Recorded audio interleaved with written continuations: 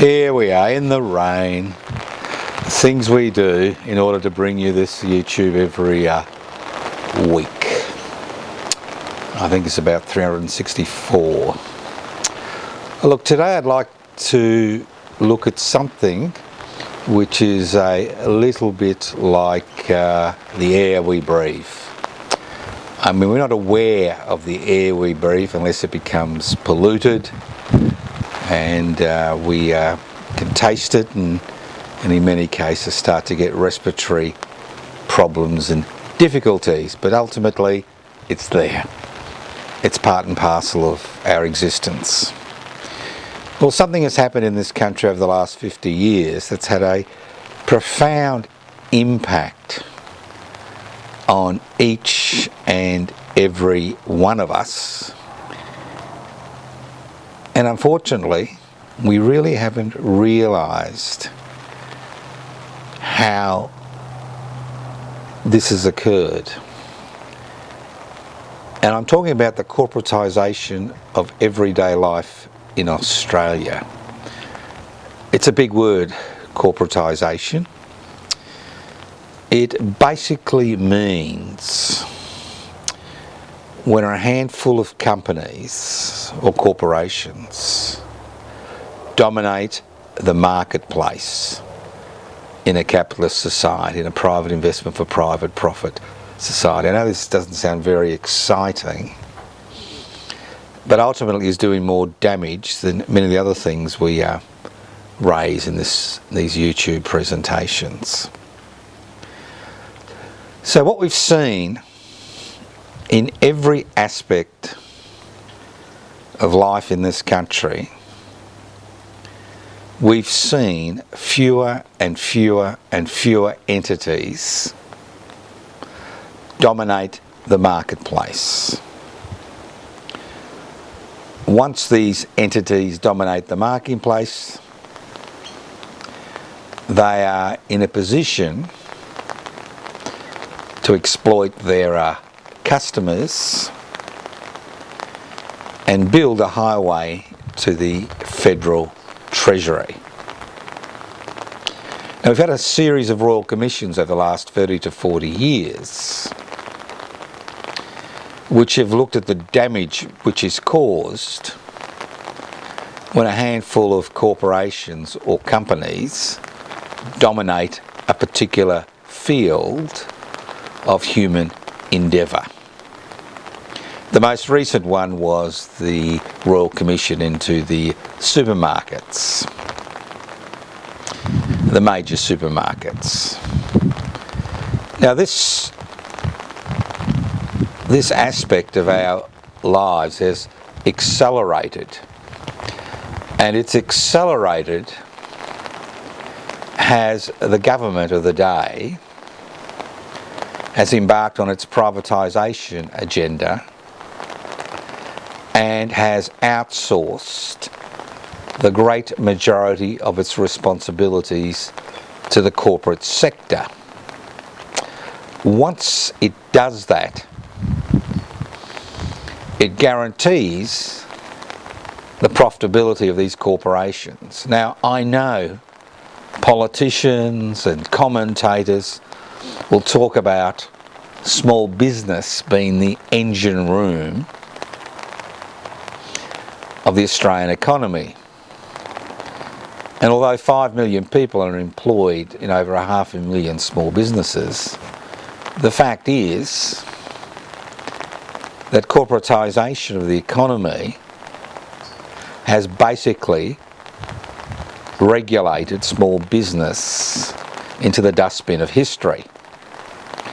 All you have to do is walk into any temple of consumption, a major shopping centre anywhere in Australia, and you will be faced with the same brand names. And many of these brand names, sometimes hundreds, actually belong to one corporation. So the fact is that how has the corporatisation of everyday existence, has it helped or hindered the Australian people? Well, as far as small business is concerned, especially in this country, unlike many European countries, which protect their small businesses through legislation, we have seen a decline in the number of small businesses, an increase in bankruptcy, and we now see over 90% of new startups in the small business sector close down within 5 years because it's impossible for them to compete on a level playing field. It's a little bit like playing a soccer game with one team having 3 members and the other team having 11 members, or an AFL game where one team has 18 members and the other team has 7 members. So obviously there's no level playing field whatsoever. But more than that, we are now seeing consequences which go beyond economic domination. Consequences of the corporatisation of every aspect of our existence, which raise important questions about the type of society we have become and the type of services that people experience in the corporatised world. As I said before, we've had Royal Commission after Royal Commission after Royal Commission looking at corporatisation, not in terms of the domination of entities dominating a particular field of economic activity, but in terms of the consequences of that domination. And the problem occurs as corporations become larger and larger. The problem is that they become too big to fail because they are providing the bulk of services to the Australian people. When the aged care sector was privatised courtesy of the Howard government over 20 years ago, we were told that services would improve. And as I've said before, when a new startup begins, you may have multiple groups providing that service. But what actually happens is that these small businesses are rapidly gobbled up. And what you have is the creation of duopolies and triopolies. Now, the aged care sector is a perfect example of what happens when you combine privatisation with corporatisation. Because in order to make a profit, you can do 2 things. You exploit your customers or the people you provide a service for, or you exploit the workers who are providing that service, or you exploit both components. And the Aged Care Royal Commission highlighted how workers in that particular industry were grossly underpaid,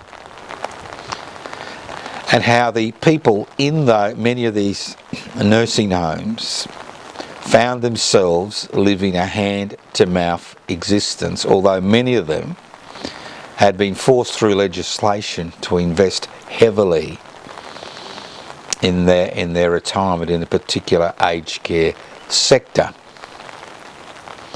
So when you introduce profit into a service, into something which provides an essential service to the population, like the care of the elderly, and that care is dominated by the private sector, and that sector is controlled by a handful of corporations, you see that the government becomes incapable, irrespective of legislation that has been passed to regulate that particular industry, becomes incapable of controlling that particular industry.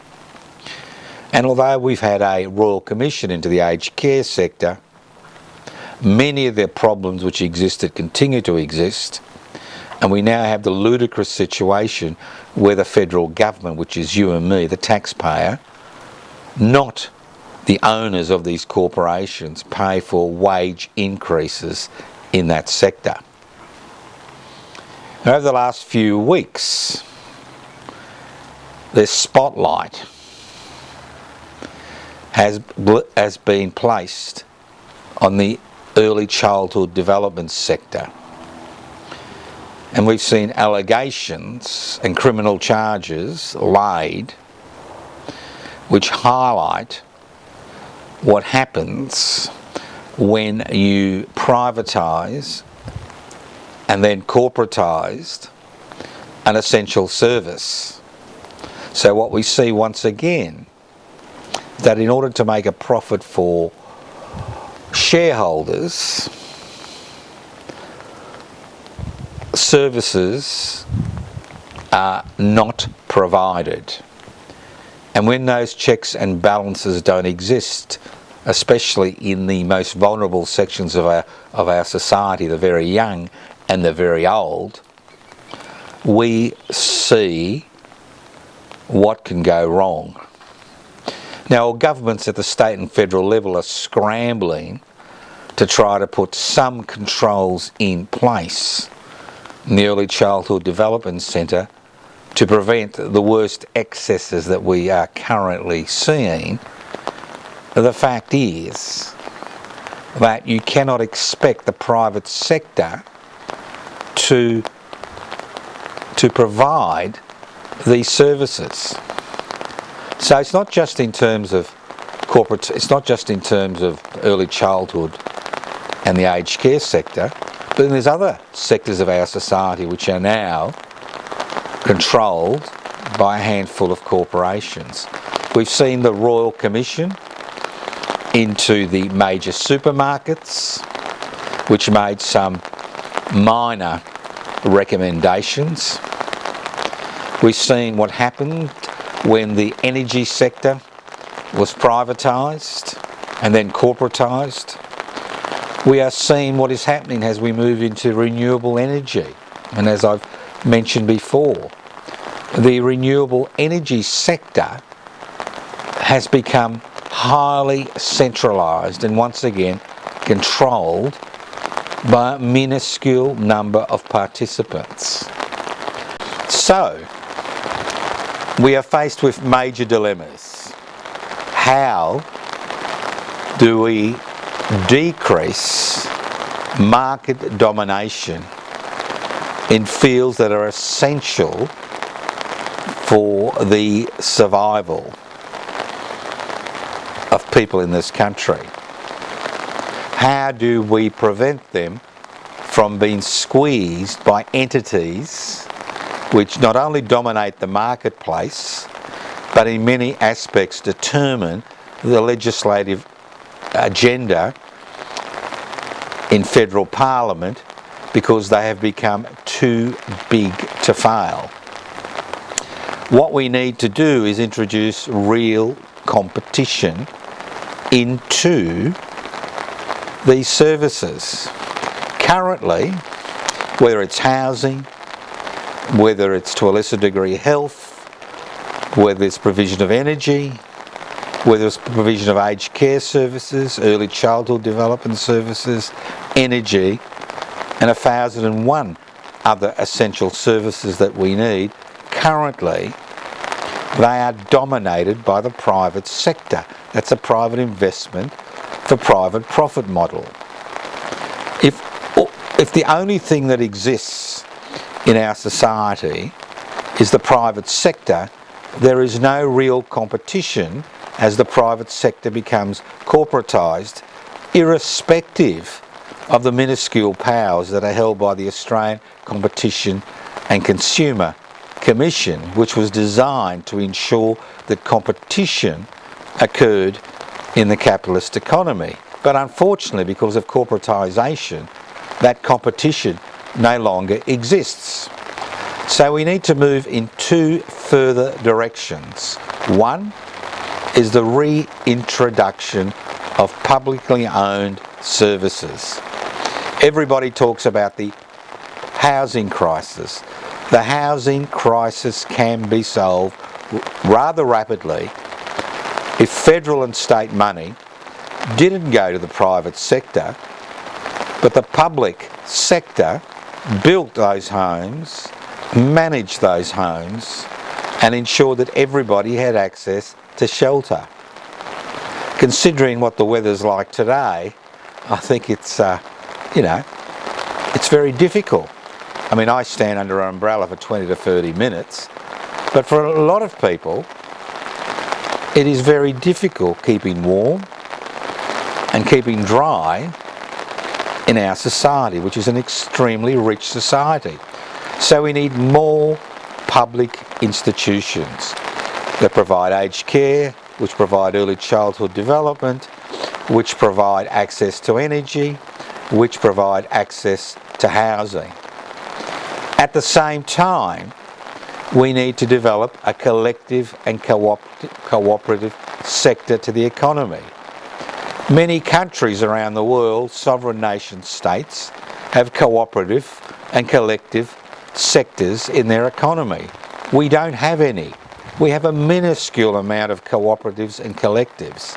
And any individual who wants to form a collective with other individuals to provide basic essential services in this country finds it almost impossible to obtain seeding funding from the privately owned banks and the governments of the day. So one way of resolving this issue is using 1% of superannuation contributions, and I understand there's almost $4 trillion of superannuation contributions in Australian super funds today, using 1% or even 0.1% to provide seeding funding to cooperatives and collectives will increase the amount of competition in the economy. You cannot just have a private investment for private profit economy, which is dominated by corporations who have created a superhighway to the federal treasury to provide services which have been outsourced by government. Many public hospitals now depend on corporatised health services to provide basic services. The armed forces of Australia depend on corporatised institutions to provide services and equipment, and the list goes on and on. This is not healthy for the community, but unfortunately this has crept upon us as a people. We really haven't understood what's happening until we began to see the consequences of what is occurring. And as we see more and more negative consequences, we see governments scrambling to pass legislation to somehow put controls on entities that have become too big to fail. The way forward is to create more public institutions, more cooperatives, more collectives, to introduce real competition in a capitalist marketplace. Now, public interest before corporate interests, when it was formed, was exceptionally interested in forming cooperatives and collectives and actually ensuring that public enterprises were created. Public enterprises at all levels of society, cooperatives and collectives at all levels of society. So I encourage you to go to the Public Interest Before Corporate Interest website, have a look at the policies, have a look at the policies on cooperatives and collectives.